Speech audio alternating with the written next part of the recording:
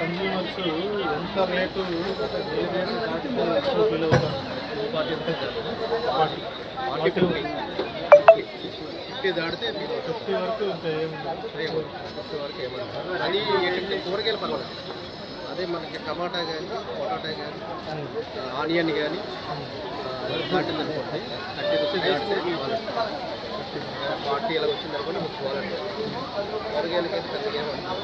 ఎందుకంటే కూరగాయలు alternate rate ఎక్కువ ఉందంటే రేట్ తక్కువ ఉంటుంది. ఇప్పుడు అవన్నీ మనకు తక్కువే ఉన్నాయి. ఆకుకూరలు ఏమి వచ్చినాయి ఇవాళ?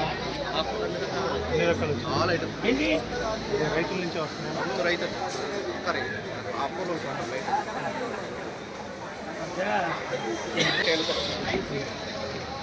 తీసుకుంటే ఒకసారి బయట కూడా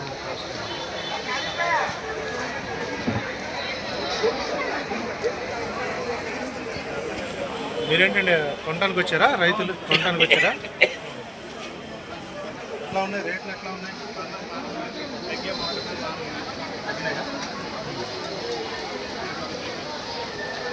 క్వాలిటీ ఎట్లా ఉంది? కాకరకాయ